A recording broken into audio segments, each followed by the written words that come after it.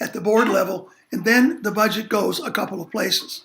First of all, since county commissions or county councils or whatever they're called in this county, it's called a commission. Other counties, they call them councils. It doesn't matter. The point is that they will request, usually sometime between mid-April and early May, they will request that the budget be presented to them. And that is a public budget hearing. If you had any interest, you could get it. Depending on what you do for your project, you can actually get some of these things that are broadcast on YouTube, and it's kind of fun to watch them. So that is all done. Concurrently with it going to the county, you prepare what you think the Hagerstown, they let it out, that what that particular college's institutional budget is going to look like, and you submit the operating component through the Maryland State Board for Community Colleges. There's another body made up of the governor, the comptroller, and the treasurer for the state of Maryland. They're the one that deal with facilities. That goes to that body first. Why is that important? That's very important. Maryland, we're very fortunate. The state plays a significant and very positive role in facilities, both in maintaining facilities and, if you're lucky, when you need them, getting new ones. What has to happen is you have to talk to your county governing system, whatever it is, and you have to present to them what you need to do, either to retrofit facilities, add new facilities, or whatever else may come up. And they have to agree that they will present to the state 1/3 of the cost of that project. The state then, when it's approved, will agree to give 2/3, which is a pretty good deal.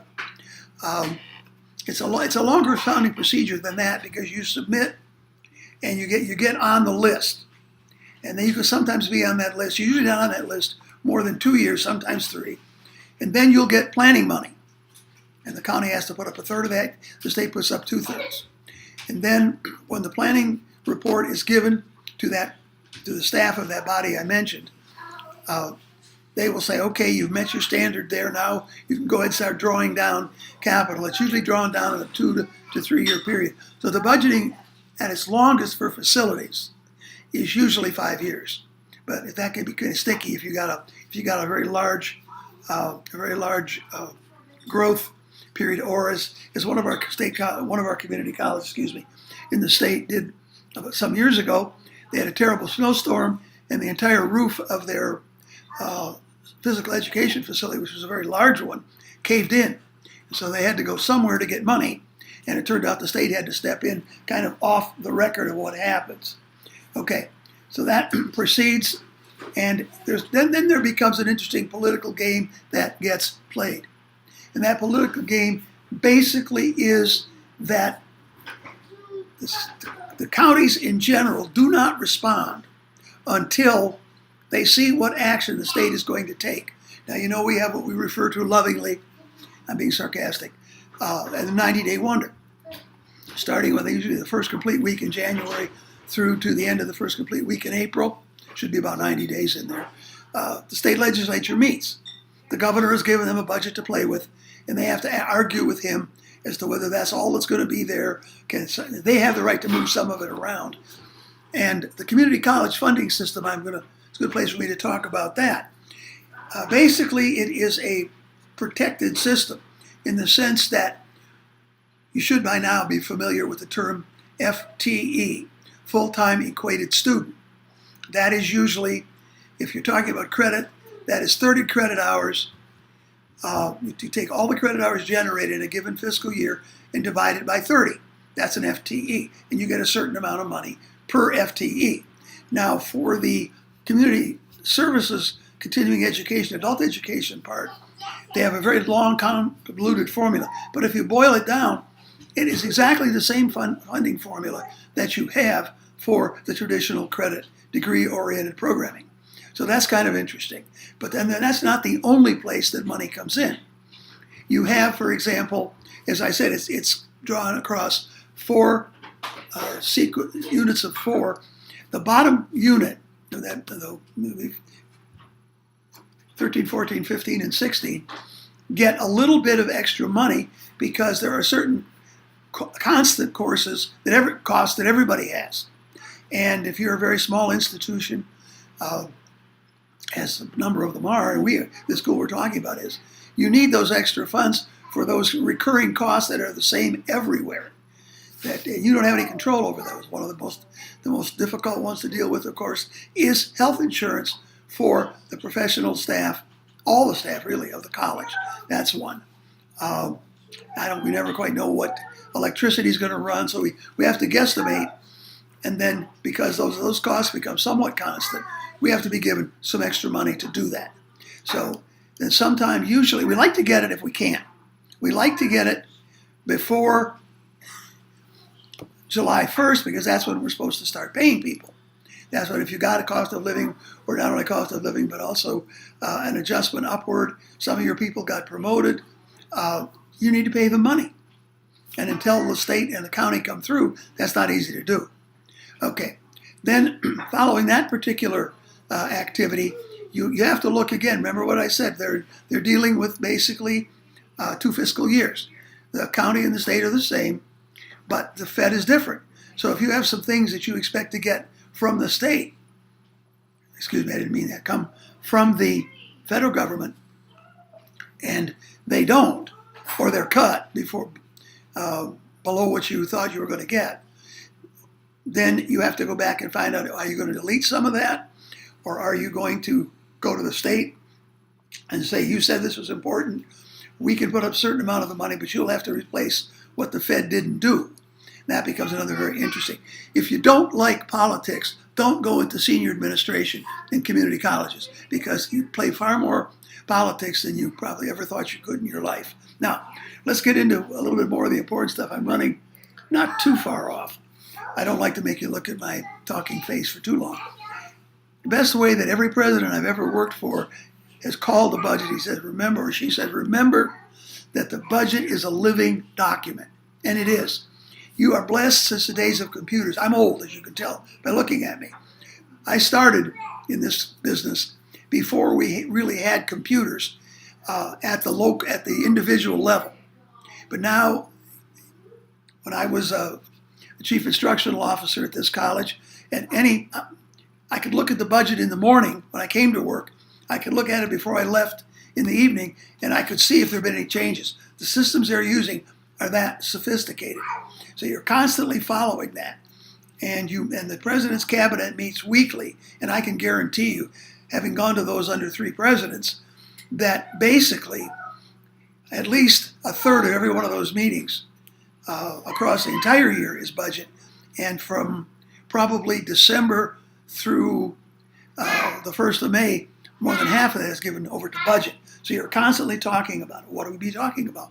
Well, let's assume that you had a situation in which you had gone out to get something that was necessary, and the price that you had been given because of the components of the project or whatever have gone up.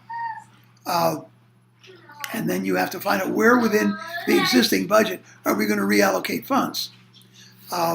You can have some kind of an emergency, which something quits working, something goes down, etc. Again, it's talking about reallocation. If the situation is bad enough, you will probably be able to get some county help. One of the experiences we had, we were having some trouble, and we sent a whole number of employers to an open forum with the county commission, which is what it's called in the county that we work in, because we were not turning out people who were competent enough in the computers. And we said, look at our computers. The best ones are 3 years old. The oldest ones are 5 years old. And as you know, in the life of computers, that's like talking about Moses coming down off the mountain, if you will. So they gave us a very large allotment, said, get all the computers up to speed. And so far that has been successful. The situation is that you are keeping very precise records, because one of the other things which we will talk a little bit about in this course, not as much as perhaps we should, is about the whole auditing process. You have to hire an external auditor to audit the operation of the institution. And those people are very, very important. one of the reasons that I never had a great desire to do. I like to work with for planning, but I don't necessarily like to subject myself to being beaten up by an outside agent, using beaten up colloquially, because they get a report card every year on their function, and they can see that report card coming, good or bad, month by month by month, because of that audit. And of course, the other thing that will happen if you have federal funds, and for example, financial aid is probably the biggest one. You have another program, and more than half the community colleges in Maryland have something called TRIO, which is a program that it's called, there's a bridge part of it that goes to the community college. 2/3 of the money is in the K-12 system, 1/3 comes to the college. Its desire is to engage students and make sure they progress to the completion of a degree. Basically, other than that, what you basically have heard, I said that word twice, I apologize. What you've heard is that anyone who is in a mid-range to senior administrative position, somewhere between 30 and 45% of your time is spent in monitoring your budget. And that's with the way things work now, I do not consider that to be the challenge that it was when I came to that college many years ago. I was asked to bring a report. The gentleman who I replaced had left the state, and the president called me and said, well, welcome aboard. We've got some questions on this audit. And I said, well, sir, I just got here. He said, well, you could talk to the director of finance, and she will help you. And I was very pleased. That was almost a 5-month project. It turns out that of a budget at that time was in the probably something around 11 or 12 million. The school is now closer to 30 million. We only ever had to pay back $400. I've always considered that to be something of a gold star. At the same time, every other audit that I had, for all the times that I was at that institution, we never had what is called an audit exception. We'll talk about those when we get to modules 4 and 5 in the course. Simply saying that the auditors who have been, if they're certified public accountants, which means that their word counts more than yours or mine or even the president's, that when they file an exception, they say, naughty, naughty, you shouldn't have done it that way. So I always encourage you to pay a lot of attention to the content of this course, because if you could speak articulately when you are being interviewed for a position, they will ask you about your experience with budget and how comfortable are you with doing budget. If you can bring back some of what you had here, I think you will have a leg up, pardon the pun, but a leg up on some of the people you're competing with for the job. We will talk more about this in my week to week little 10-minute discussions with you. Thank you very much.